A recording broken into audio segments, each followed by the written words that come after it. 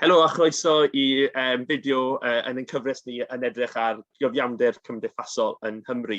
Yn ymuno gyda fi heddi, mae un o aelodau newydd y Senedd, sef Sioned Williams o Plaid Cymru, a Sioned yw'n cyfarydd y Blaid ar gyfiawnder cymdeithasol a chydraddoldeb. Felly, y person perthnasol iawn i ni gael yma i siarad da ni heddi.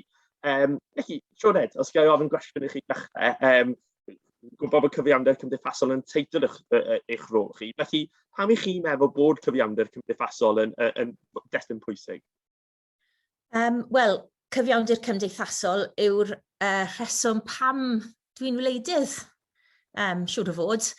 Mae mor waelodol â hynny dwi'n meddwl, achos dwi'n meddwl rôl pob cynrychiolydd etholedig yw sicrhau y bywyd gorau posib i drigolion ein cymunedau ni, y cymunedau ni'n cynrychioli, a'n cenedl ni, i wneud popeth bosib i greu Cymru deg a chyfiawn i bawb sy'n byw yng Nghymru.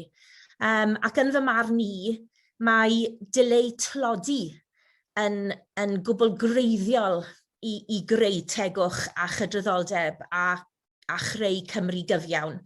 Achos mae tlodi yn achosi cymaint o anghydraddoldebau eraill yn dywe o ran y iechyd a lles ac addysg a chyrheiddiad o bob math, a wedyn cymaint o'r grwpiau sy'n cael eu heffeithio weithio falle gan dlodi, yw rhai sydd yn aml yn dioddef anghydraddoldebau pennaf eraill yn ein cymdeithas ni. Pobl anabal, pobl sydd â salwch meddwl, menwod, pobl sy'n perthyn i grwpiau lleiafrifol, grwpiau ethnic ac yn y blaen. Felly dwi'n meddwl bod dileu tlodi yn gwbl greiddiol i ddileu anghydraddoldebau ehangach.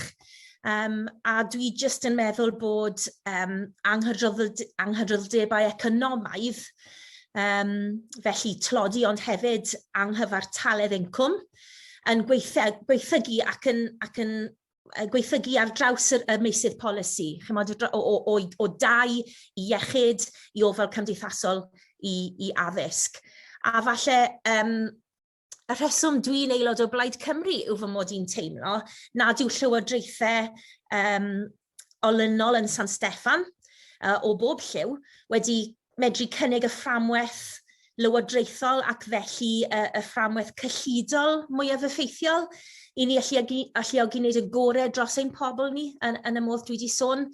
A dwi'n teimlo yng Nghymru bod llywodraethau llafur wedi methu a chreu'r Gymru deg honno, mae'n ddyletswydd arno ni yw i geisio i chreu.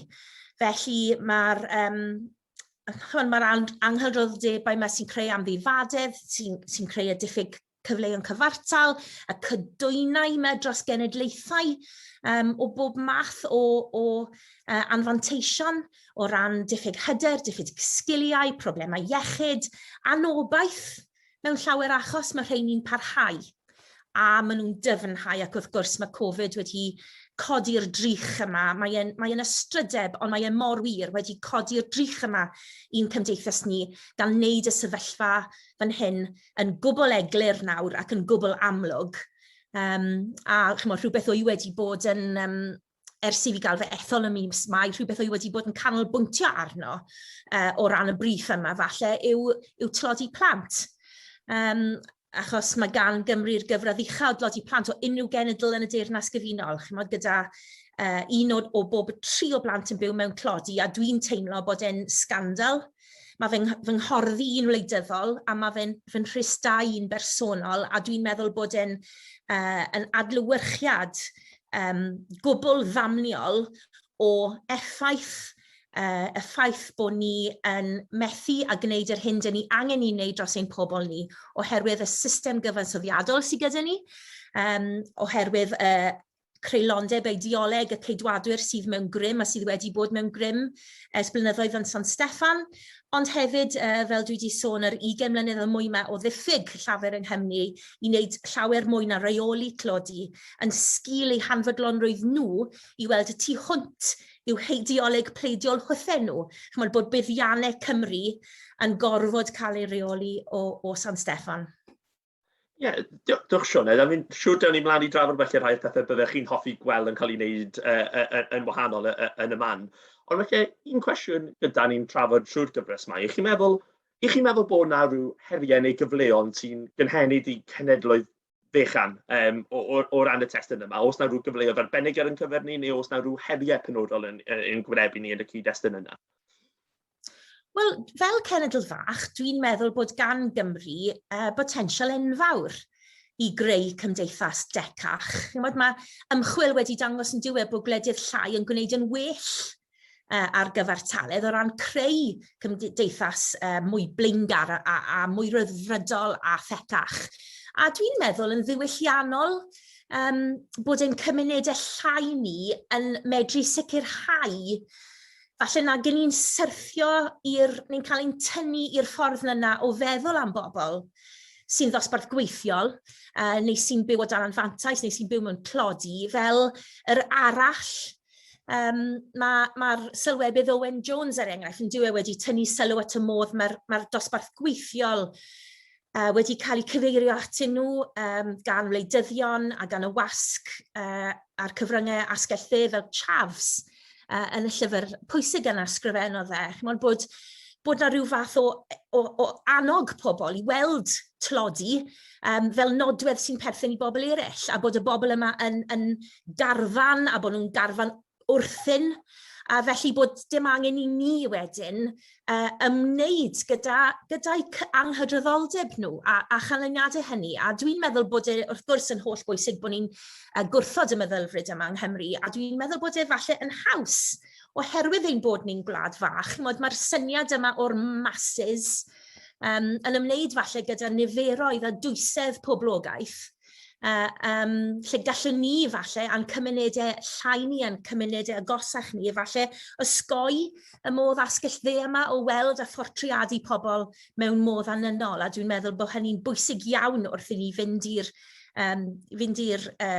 ati i daclo ac i daclo anghydraddoldeb, ond hefyd creu y ddelfryd yma a gwireddu'r ddelfryd yma o wlad fwy cyfiawn.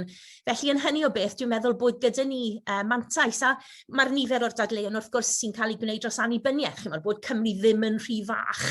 Mae rhain i gyd, dwi'n meddwl, yn berthnasol o ran creu Gymru decach hefyd. Dwi ddim i fi, pwrpas annibyniaeth yw nid creu rhyw fath o wladwriaeth neu o ryddfrydol gyfoethog, fel y Swistir neu rywle. Beth o'i moyn gweld yw cenedl gyfiawn, a i fi dyna beth yw diben annibyniaeth. Mae gwledydd bach yn aml yn gwario mwy ar addysg, mwy ar ofal iechyd, o canran o'i CMC, ac ni'n gwybod wrth gwrs bod yna berthynas negyddol rhwng maint gwlad ar CMC, y pen. Felly, dwi'n meddwl, ni'n gwybod bod gwledydd fel Sweden, Ffindir, Seland Newydd ac yn y blaen, bod rhain yn genhedloedd mwy rhyddfrydol, mwy blaengar, mae eu poblogaeth nhw yn fwy hapus yn ôl y ffordd mae hynny'n cael ei mesur gan ymchwil.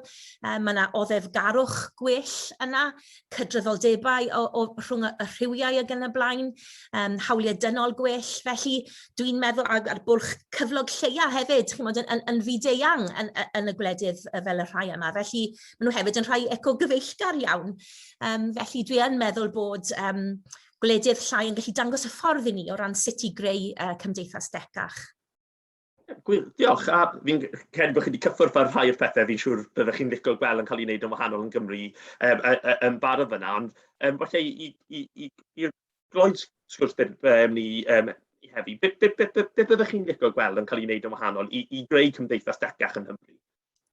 O ran pethau penodol, wel rhai o'r pethau dwi wedi bod yn sôn amdanyn nhw fel Llyfarydd Plaid Cymru ar gyfiawnder cymdeithasol, rhai o'r dydleuon dwi wedi bod yn ymwneud gyda nhw yn y Senedd hyd yn hyn, yw rhai enghraifft ynglyn â misurau sydd yn barod o fewn gallu Llywodraeth Cymru. Pethau fel darparu prydiau ysgol am ddim. Mae Plaid Cymru a grwpiau gwrthlodi yma yng Nghymru a thu hwnt wedi bod yn codi hyn dro ar ôl tro, bod mae un o'r ffyrdd hawsa i leihau pwysau ar deuluoedd a rhoi'r cyfle gorau i blant yw ymestyn cymhwysedd prydiau ysgol am ddim. A gyda'r nod yn y pen draw, a dwi yn cefnogi hyn, yw rhoi y pryd o fwyd am ddim i bob plentyn o fewn ein system addysg ni. Chimod, ni'n gwybod bod prydiau ysgol am ddim ar hyn o bryd ddim yn cyrraedd llawer o'r plant sydd yn byw mewn clodi. Oedd y Child Poverty Action Group wedi gweld bod hanner y plant mewn clodi yng Nghymru yn colli mas ar hyn o bryd ar brydau ysgol am ddim. Mae hynny'n dros 70,000 o blant. Felly, chimod, mae'r dystiolaeth yn gwbl gadarn. Ni'n gwybod bod y teuluoedd yma mewn angen. A dwi'n meddwl bod, chimod, yn ogystal wrth gwrs, ag atal plentyn rhag bod yn llwglyd, mae buddion prydiau ysgol y bwyd am ddim yn ymwneud â mwy na hynny. Mae fe'n ymwneud gyda gwellau perfformiad nhw yn yr ysgol, gwellau iechyd nhw. Trwy wneud hynny, chi'n mynd i waredu a rhai o'r anghydroddodebau eraill sy'n cael ei achosi gan dlodi. Mae fe'n fforddiadwy, mae fe'n effeithiol. Felly dwi yn meddwl bod e'n gwbl anfyddeuol nad yw cenedl sydd wedi ethol Llywodraeth Honedig Sosialaidd ers dros 20 mlynedd wedi gweld blaenoriaethu mesur fel hyn, sydd o fewn i cyrraedd nhw. Mae hynny'n gwbl anfyddeuol yn fy marn i. Un o'r pethau eraill yw gofal plant am ddim. Mae yna gorff dystiolaeth gorff sylweddol o dystiolaeth yn Mhrydain ac yn ryngwladol sy'n dadlau bod mwy o fuddsoddi ehangu mynediad i addysg ar gofal yn ystod y blynyddoedd cynnar yna yn arwain at well canlyniadau dysgu, hefyd yn mynd i'r afel ag anghydraddoldeb yn arwain at gyfleoedd cyflogaeth, gwell i rieni sy'n moyn dychwelyd i'r gweithle. A mae yna grwpiau fel chwarae teg er enghraifft yn gweud taw un o'r yn ogystal â'r buddion amlwg mae i gyfleu yn y plentyn, mae astudiaeth ar ôl astudiaeth mae chwarae teg wedi dangos yr un peth sy'n cau bwlch cyflog mynwod yw gofal plant am ddim. Felly mae hynny'n rhywbeth arall dwi'n teimlo yn gryf iawn amdano fe. Ac wedyn falle o edrych yn fwy eang, ni'n gweld yn yr Alban er enghraifft, nhw'n dechrau cymryd y camau yma nawr i helpu pobl drwy dargedu teuluoedd mewn angen drwy roi taliad uniongyrchol, taliad o arian, 10 wythnos dwi'n meddwl yn yr Alban i'r deuluoedd yma sy'n byw slaw llinell glodi. A chymod, wnaethon ni weld yn ystod argyfwng Covid er enghraifft, lle oedd yr angysondeb yna ynglyn â sut oedd prydiau ysgol am ddim, neu beth oedd yn mynd i ddod yn lle prydiau ysgol am ddim yn cael ei darparu o awdurdod lleol i awdurdod lleol, taw taliad arian sy'n neud y mwyaf o wahaniaeth i deuluoedd. A dyna beth maen nhw'n edrych arno fe yn gwneud yn yr Alban. A dwi'n meddwl bod y dystiolaeth yma sy'n cefnogi taliadau arian pariad uniongyrchol fel y llwybr mwyaf effeithiol mas o dlodi. Bod rhaid i ni edrych ar hynny a datblygu hynny. Felly byddwn ni'n dweud bod rhaid i ni edrych ar wneud hynny yng Nghymru hefyd. Yn enwedig nawr o gofio beth sydd ein wynebu ni o San Steffan o ran y ffurlo yn dod i ben, o ran yr taliad ychwanegol dros dro yna yng nghredyd cynhwysol. Mae wneud pethau fel hyn, dwi'n meddwl, yn mynd i wneud gwahaniaeth, a mae rhaid, mae pawb wastad wrth gwrs yn pwyntio at y gost. Ond mae'n y gost o beidio gwneud y pethau hyn yn ogystal â chostau moesol. Fydden ni'n dadlau. Mae yna hefyd gostau i'r pwrs cyhoeddus o ran beth fydd effaith tlodi ac amddifadedd ac anghydraddoldeb ar ein cymdeithas ni yn y pendraw. Gwych, wel, diolch Sioned am sgwrs gynhwysfawr iawn fyna, am cynlleid o amser. Wedi unrhyw un sydd wedi mwynhau'r fideo yma, wrth gwrs bydd da ni fideos tebyg o'r pleidiau eraill, felly newch siŵr bod chi'n cadw golwg ar ein gwefan ni a'r cyfryngau cymdeithasol hefyd i gadw golwg allan. Ond Sioned, diolch yn fawr am eich amser heddi. Diolch yn fawr.